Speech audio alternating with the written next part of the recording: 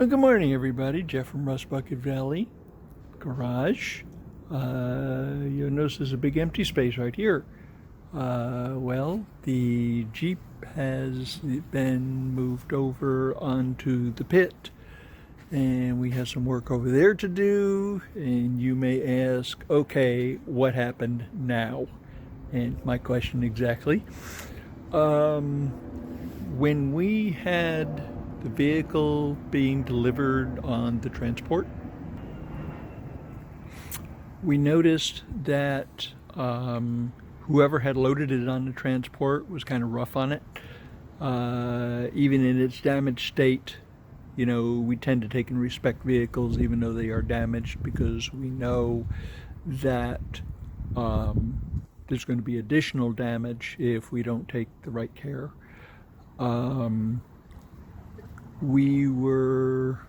After we'd taken and replaced the steering box because it had a broken sector shaft, and we got the suspension back so it was drivable a little bit, we noticed that the clutch wasn't 100%.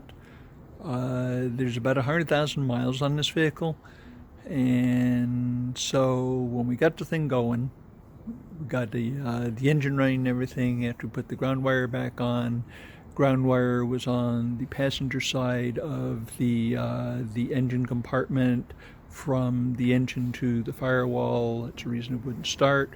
Went ahead and put that back on. Everything fired back up, came back to life. Everything was fine. We let it idle a little bit, let it warm up a little bit. We got it to operating temperature. We pressed in the clutch. And that's after we put a new slave cylinder on. The slave cylinder and the brake system are run off the same master cylinder supply, and then it has a separate hydraulic cylinder for the clutch, drives the clutch slave cylinder.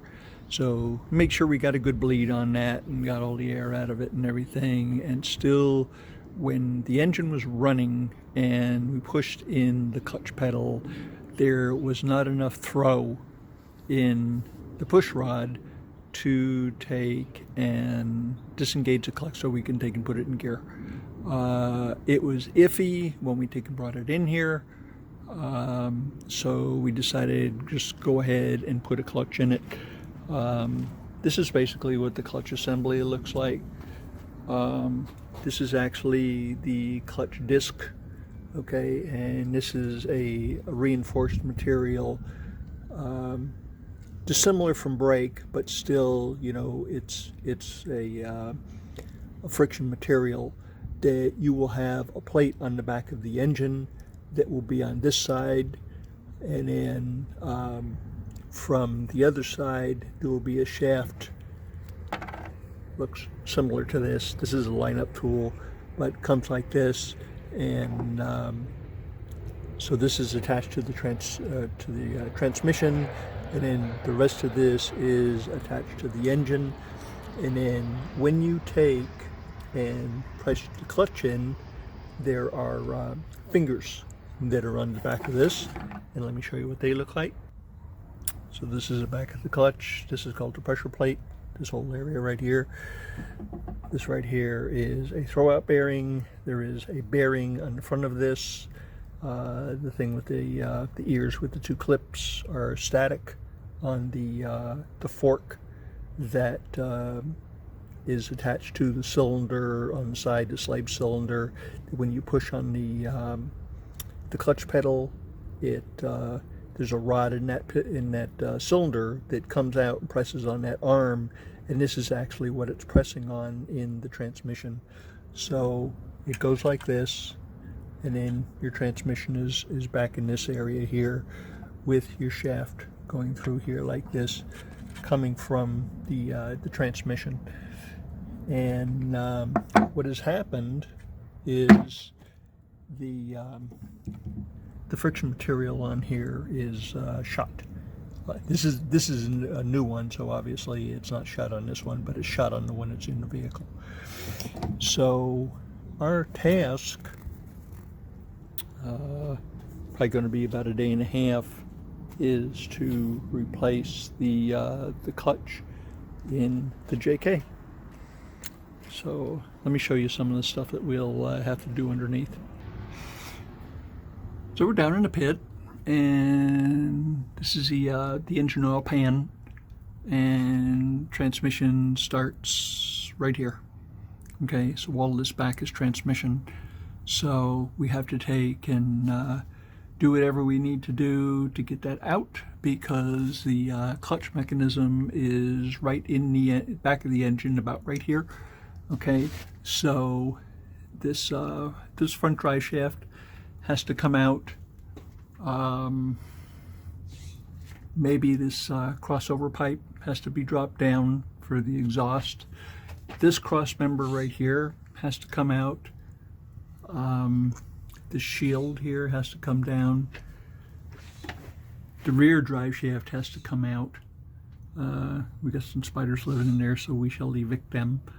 But and then the transfer case, I don't know if we're going to take the transfer case with the transmission, or we're going to drop that out as a separate unit, make the transmission a little bit easier to take and deal with. It looks like it comes off pretty easy, so we shall have to see once we get this this cross member out of here. But that's going to be our task. So we're figuring pull everything out, put the new clutch in, and put everything back together a day and a half. So I'll bring you along, show you what we have to do. So when you're going to take and pull the transmission out of a Jeep, the first thing you must do is prepare the inside. You have to take and get into the center console. The first thing you have to do is pull off the two knobs. This one right here is for the main shifter. Goes right here. And this is for the two-wheel drive, four-wheel drive, high-low selector switch. You get to pull those off. Generally, they come off. You gotta basically grab them and twist them and pull them and wiggle them, and they'll finally come off. It helps when you take and install them. Put a little bit of oil underneath them, or a little bit of light grease, and it'll make it easier to take off the next time.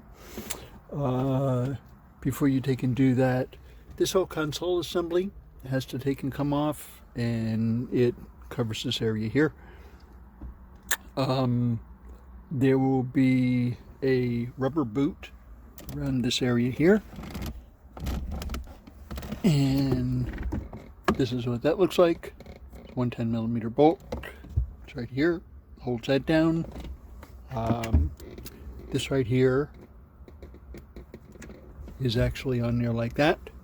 There's one T50 bolt that you just take and take that out. This comes off right away. You just generally leave it right here. So that pretty much completes the stuff you have to take apart for the interior. And this part right here is actually the top of the transmission with the little noise baffle in there. So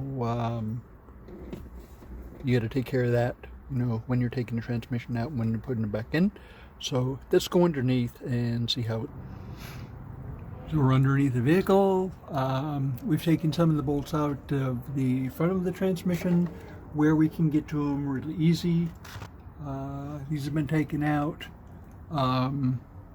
We dropped the exhaust because you do have to take the exhaust down to take and get the transmission out.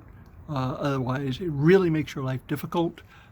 Before you take and do that, you drop the front and rear drive shafts. The 5/16 bolts in those. If you use a 1/4-inch drive ratchet set with a 5/16 socket, they come off pretty easy. These things right here are a little bit of a pain in the butt. You notice they're kind of scalloped. What you have to do is you have to take a flat chisel like this, and very gently drive it in here, and it will take and release this. And then this end right here, this one right here, just gently comes off. Next thing you want to do is you want to drop the rear drive line. I would advise you take the thing completely out. Again, on this end right here, this is another one of those deals, 5/16 bolts on both ends. This is scalloped as well.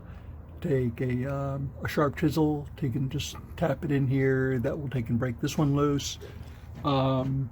This one right here is a little bit different. This is like a cup. It is not scalloped on the end. Right here and right here are through holes to the back side. So to take and get that out, after you get all the bolts out of it, you take a drift, pinhole drift, and you go tap on one side, tap on the other side, and then that will take and release that from that cup. Make it a little bit easier next time. What you can do is you can sand this and clean it up, maybe wire wheel a little bit, put a little bit of anti-seize in there, take and make it quite a bit easier to take and get apart if you have to take it apart again for some reason. Four-wheel drive vehicle, stuff happens out on the trail, you never can tell what you're going to be taking apart, so you want to take and make sure stuff does come apart when you need to take it apart. Next thing we did was we dropped the rear trans mount. Okay, this right here is the shield that is around the fuel tank. Fuel tank is right here. Okay, it's steel lined on the outside. The mount right here, don't know if you can see it, don't know if there's enough light, but there's a mount like this, that the end of the other end of the transmission mount goes into. This is 2 bolts in there, 2 bolts on the other side. You support the transmission with a piece of cribbing across here, and then you jack it up, hold the transmission and the transfer case, which is still hanging over my head. So as soon as we take and release this joint right here, and somebody thought it was a real good idea to take and put the bolt up on top, so we're going to have fun with that. What we might just do is cut the clamp and then take and replace that with a new one, but we got to get that joint apart, and then this whole piece of pipe comes out. Okay, make it really, really easy for us to take and drop the transmission out. We could take and theoretically drop the transmission out without taking the transfer case off, so that would be really cool. It'd be less work for us. So we can just put a tranny jack under there and get rid of it. What we have done on this side right here is the speedometer is electronic, so there's no speedo cable. This right here is the other end of the cable for the 2-wheel, 4-wheel drive, high-low range. Okay, this is obviously the gearbox right here. It goes up above here and right there. And you just take a pry bar, pry it off. There's a plastic clip on there. Takes and just comes right off. So, and this thing here, you squeeze it together, push it forward. That comes out of the clip that is right here. Okay, be careful with this clip. It's aluminum. Next thing we're going to do is, well, we're going to work on the exhaust. That's probably going to take us a little while, and then we'll start taking the rest of the bolts out of the transmission, because they come in from the front and from the back. So as you can see, there has been some progress underneath here. We loosened up a lot more things, and we finally got the crossover pipe for the exhaust pipe out, which was actually no easy feat.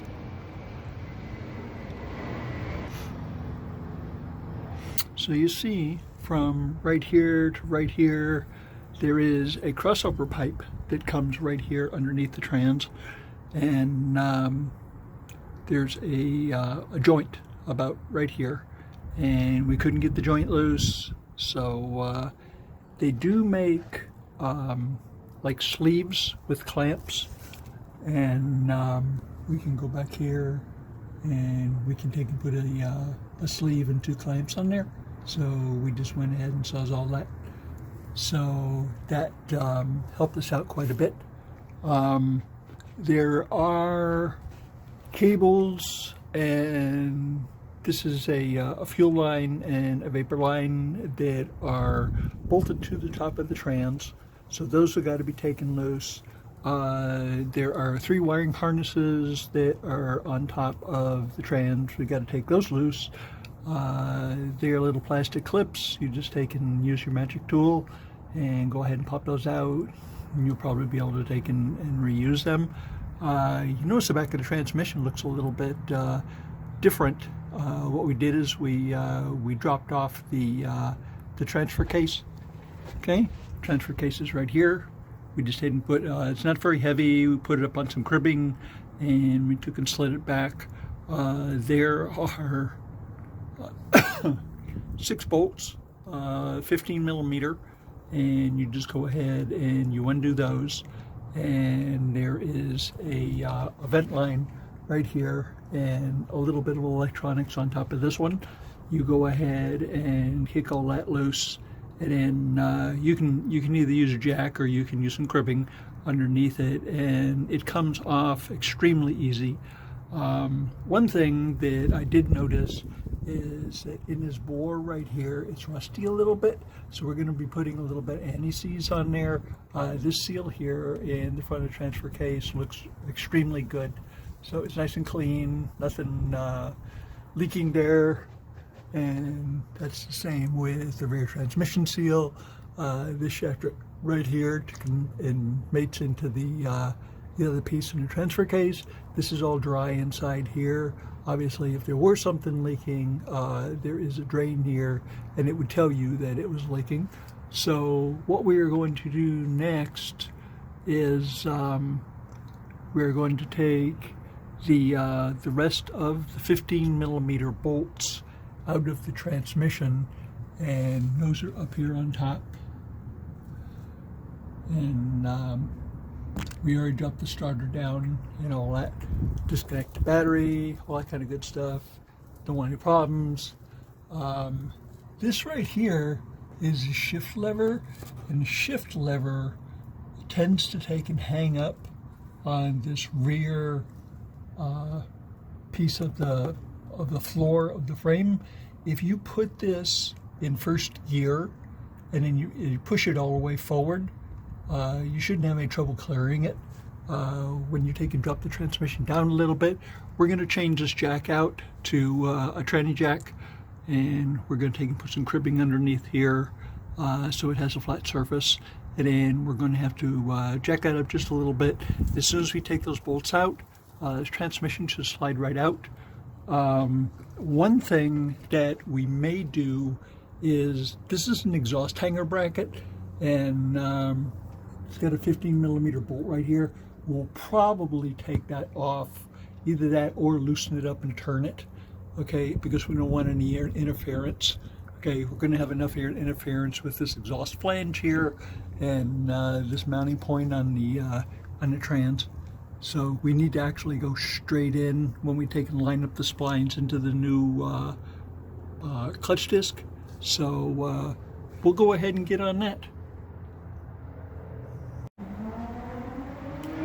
So as you can see, we have the transmission out, and we've removed the arm that has the throwout bearing in it, and we have also removed the flywheel.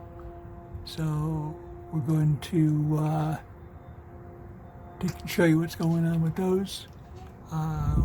We had 1 or 2 problems with this wiring loom going over the top here. It kept getting in the way, so we had to kind of hold it up with a pry bar and then put a socket on there and then shoot it with the impact gun, get the socket out and the bolt out and all that kind of stuff. So it wasn't the easiest thing to do, but we got it. We're going to be cleaning the starter up too. This right here has got a little bit of oxidation on it. Probably want to do something about that. Everything looks dry, so we don't seem to have any problems here. Let me show you what we pulled out. So this right here is the flywheel, and you can see there's some high temperature scoring on there. It's kind of discolored, so we're going to send this to machine shop and have it fly cut flat. And you're also going to have to take and reinstall these index pins on there. This is the arm. It has a throw-out bearing on it. This bearing is shot. Makes some noise when you turn it. Face of it is a little bit tore up. Face of this is a little bit tore up. You have the same high temperature scoring. That's a real bad one right there. On the pressure plate, this is going to be replaced. Take that and throw it away. It's right here is a clutch disc. A lot of the material is worn to the rivets on both sides, and you can see there's some scuffing right here that's kind of from abuse. So when you take and get a new clutch kit, okay, one thing that you want to be sure of is it's the right one. Okay, this right here is a lineup tool for the new kit that goes in there. You want to make sure that that fits in, and it does. Okay, so make sure you get the right one. I think it's a 10 spline. So I'm going to do a couple of preliminary checks, make sure everything's all right, and you're good to go. So as soon as we get the flywheel back, probably get the flywheel back Tuesday, Wednesday, and then start going back together with it. So got it tore up pretty good right now, but it's going to be this should be the last thing that we have to do, besides putting the rock sliders on and giving it a wash. We had a storm come through last night, blew everything all over the place. We got a big tree here, deposited leaves and everything all over the place, so everything is just filthy dirty. So we're adding a little grease to it, so that makes it all right. So let me show you how we set the new clutch up. So we've done a little bit more work on this. We've cleaned up the bell housing inside the transmission here and scraped all the old clutch pieces off of the walls and everything. Got it pretty clean. We've also removed this arm right here, and we've cleaned that up. And we have our new throw-out bearing on there. We've lubricated the shaft, scraped all the stuff off there, cleaned that up. We've lubricated the splines and the pilot to take and go into the back of the engine. And we've also lubricated this pivot joint right here that goes, this right here is on the inside of the transmission, and the slave cylinder goes behind this, and it presses on this, and then this right here rides against these fingers right here. Okay, so all this has been put back together. We just got our flywheel back from Velios, not a sponsor, but they do real good work. We went ahead and bolted that back onto the crankshaft. There were 6 bolts. We torqued those. We used the lineup tool to go ahead and stick in here to line up the splines here and the pilot, which is inside. Okay, and then we got the everything tightened up. The bolts go into the crank, about 18 millimeter, torque those. All these bolts that they can hold the pressure plate and the clutch assembly together are 10 millimeter. We torque those. So Now we're just ready for the transmission to take and go back in. So we're going to put this up on a tranny jack, and then we'll move some cribbing in here to take and span the gap, so I'll have something to roll on, and then we'll jack the transmission up and get it lined up and get it in there.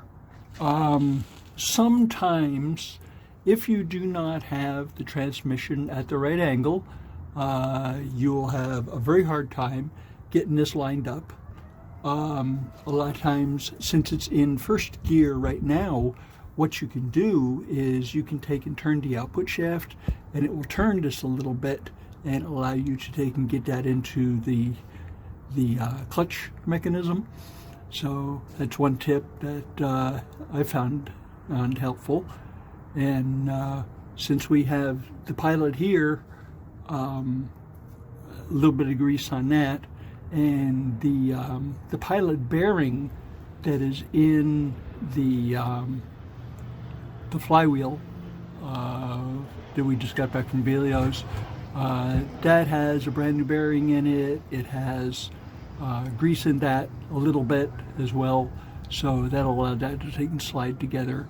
But one thing that we are going to have to take and watch out for are these wires and cables that are up on top. So we're going to be dressing those up out of the way and getting them off to the side so we can get the transmission in, and we won't have to take and be concerned about that. Okay, so let's go ahead and do that. So we have the transmission mostly lined up. What we did is we got some copper rod and we made some line-up pins to take and help us take and line it up. So ran into one or two problems. So over here we had to take and clear the exhaust pipe. So that was easily done, and we did take the clamp that's on there and loosen that up and turn that around to clear the way. As we've been going in, we've been being very cautious about the cables and hoses and stuff that are on brackets that are at the top of the bell housing. We had to take and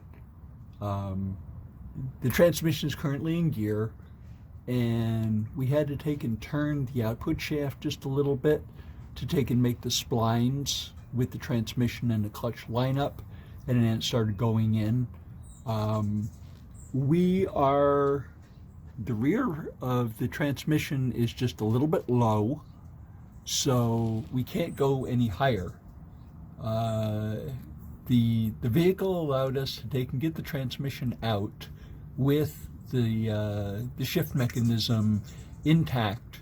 However, there's about an inch, I guess, that we need clearance here. So what we're going to do is we're going to raise this this little baffle up. It just comes up just like that, and there are 4 10mm bolts on here, and then this whole assembly comes off, and it'll make it really easy. Hi babies, you just helping out? Okay. It'll allow us to take and get the transmission lined up where it should be. So anyway, we're going to go ahead and do that, and then we should be able to take it and jack it up and line the shaft up. The reason we need more height is because of one thing I'll show you.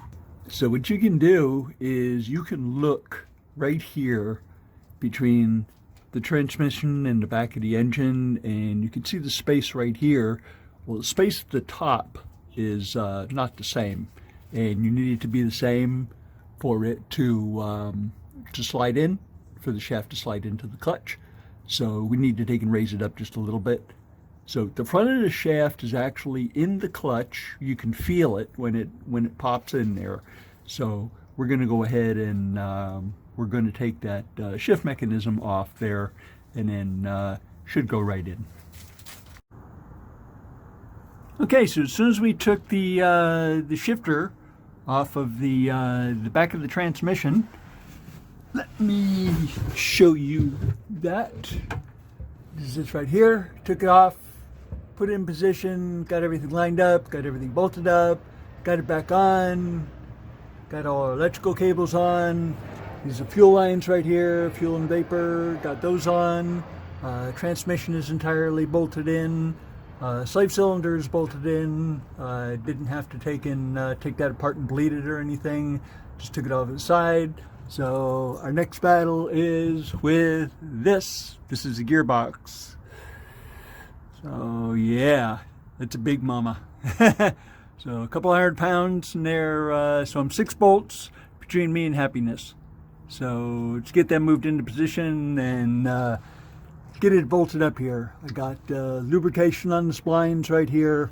So should go in pretty well. I'll take and put it in gear so I can take and turn the drive shaft outputs, and if it doesn't want to go in right away, I can make the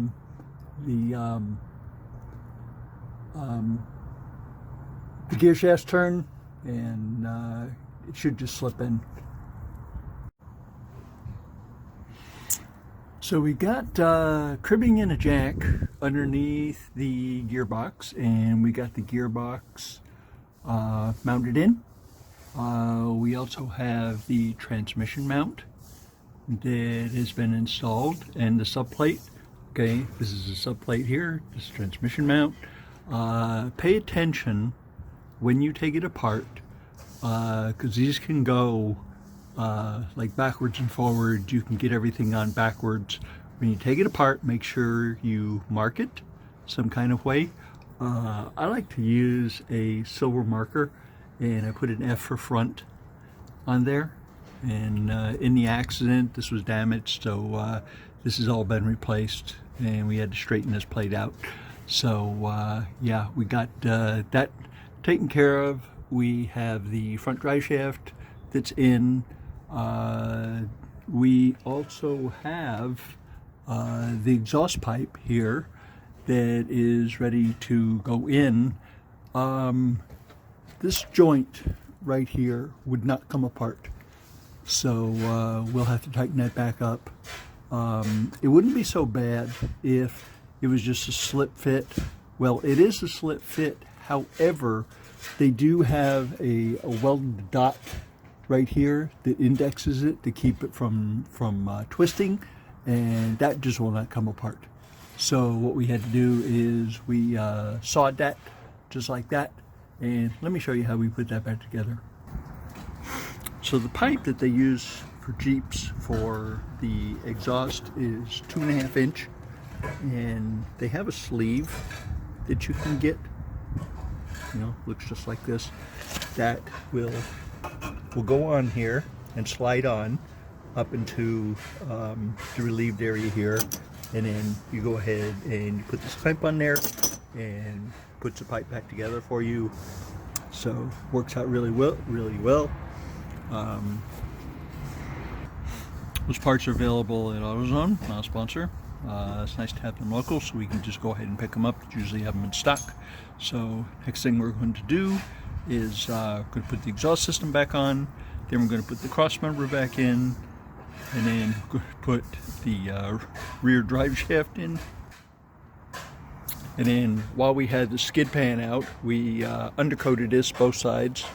A little bit of rust on there, a little bit of stuff on the inside of it.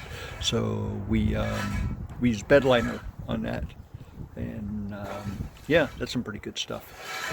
And then that will be the job will be complete, and I'll show you a couple of things in the meantime. You know how we put everything together.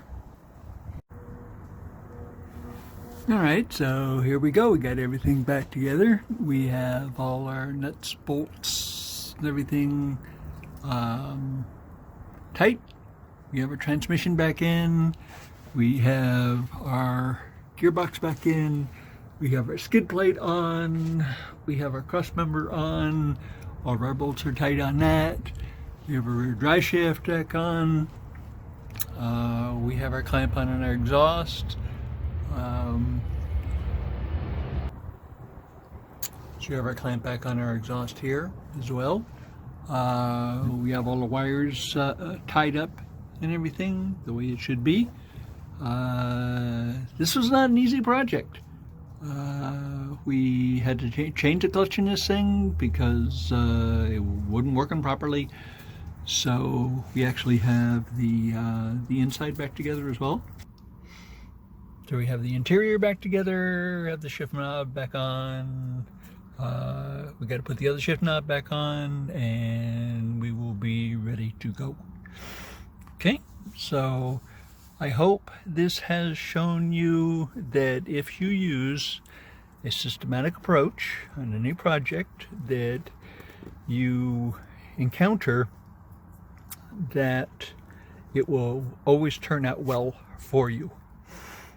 Okay, and anyway, please subscribe, hit the notification button, and thank you so much for coming along for the ride on this one right here. This was a rough one, but we got through it together. Okay, and we'll see you next time. I hope your day is wonderful. Bye.